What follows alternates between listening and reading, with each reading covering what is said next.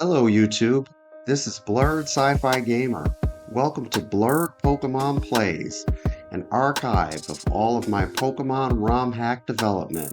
So please sit back, relax, and enjoy. Welcome back. In this video, we are taking on Morty for a rematch at the Ecruteak City Gym.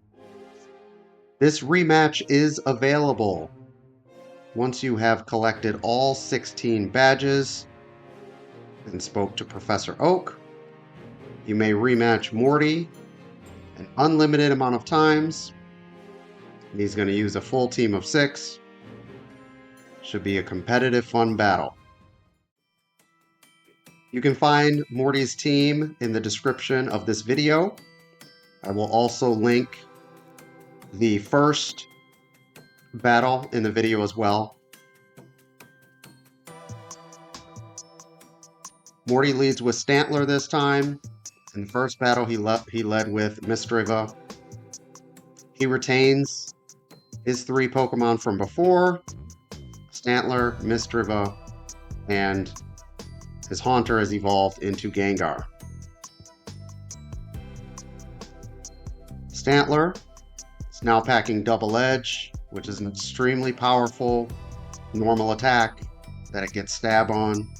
Stab is same type attack bonus. It's also carrying Thunder Wave as a status set.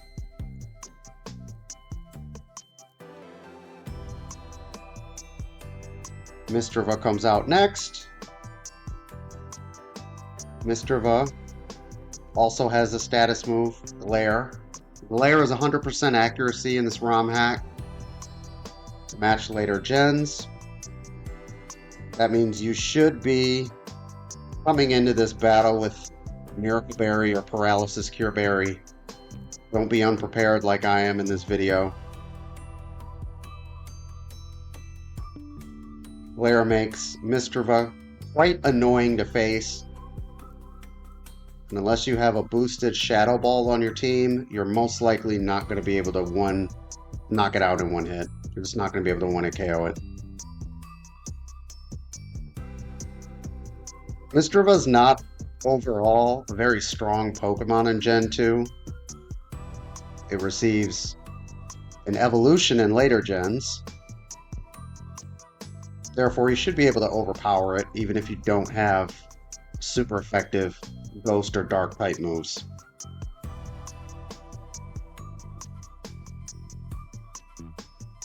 Next out is Marowak. Marowak is a common theme in the underlings of this gym and just among the Ghost lore in general, even going back to Gen 1. Therefore, Marowak makes sense on this team. Morty is a Ghost type trainer, and Marowak also becomes Ghost typing in later gens. This Marowak is also carrying Thick Club, therefore be very careful, expect a high damage output. It is a brutal physical attacker. In fact, Marowak with Thick Club is the strongest attacker in the entire game in Gen 2. You can see how much damage it just did to Suicune.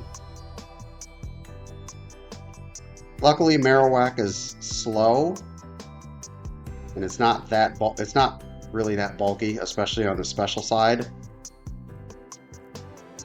You should be able to get your special attackers in to knock it out quickly. Morty's ace is Gengar.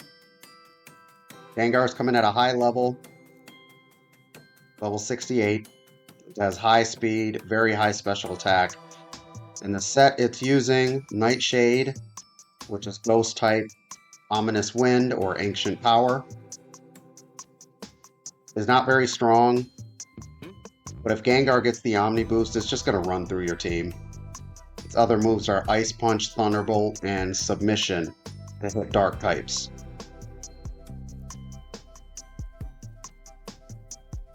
Steelix happens to be one of the best Pokemon to take on Gengar because it's not weak to Bolt Beam, and it can only be hit by the weaker Ice Punch.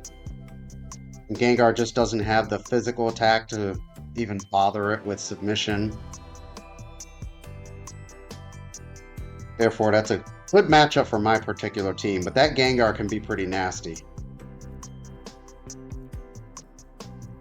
Next out, we see Wobbuffet. I added Wobbuffet here. Wobbuffet does not have much representation at all in the game. You find them in Dark Cave, but you really don't see it on trainers. Wobbuffet is actually a Psychic type, but it does utilize Destiny Bond. It is quite annoying to face. You have to be careful. Ideally, you want a Mix Sweeper since you can try to guess what it's going to use. I'm still not completely sure how the AI works with Wobbuffet. If it's just randomly throwing out Counter and Mirror Coat. If anyone knows more about this, please leave it in the comments. Just Wobbuffet's just not common of a Pokemon to face. Therefore, I can't get a read on its AI yet. And Destiny Bond is annoying. It's thematic for Morty. So it's something that Ghost would do. Destiny Bond, if you're faster than Wobbuffet and it uses Destiny Bond, it's going to work on the next turn, so you don't want to knock it out. If you're slower than it, it's going to work on that turn. It's just really annoying, but you can stall it out. The Destiny Bonds, it only has 5 PP. I'm going Typhlosion here, just use Counter. I don't know if it's gonna just assume Typhlosion has a higher special attack, so it's probably gonna use Mirror Coat, which it does. Yikes. And remember, Wobbuffet has enormous HP, so any damage that you do to it is gonna it's gonna do so much damage back to you. Don't do what I did here and go in just firing off strong attacks. Really, the best play for Wobbuffet is if you have a Pokemon that has Substitute, just get behind a Substitute. You can stat up pretty much to your heart's content. It's not going to be able to do anything. And even if it does retaliate, your Substitute will take it.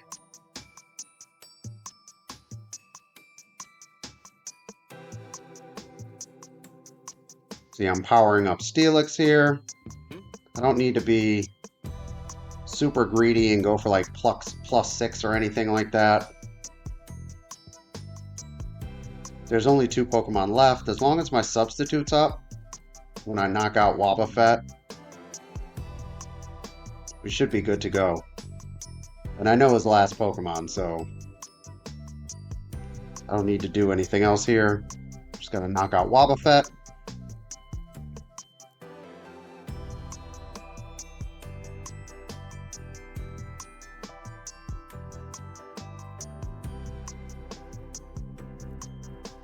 You see the health bar is moving very slowly. That is a quirk of Gen 2. Wobbuffet has an enormous amount of HP. That's why it takes so long to knock it out. Morty's last Pokemon is Typhlosion. Typhlosion is a Pokemon you will not see other than potentially your rival if you start off with Chikorita. You just don't see it in the game. Typhlosion was chosen here as it's also a ghost Pokemon in later gens. That's the thematic link here.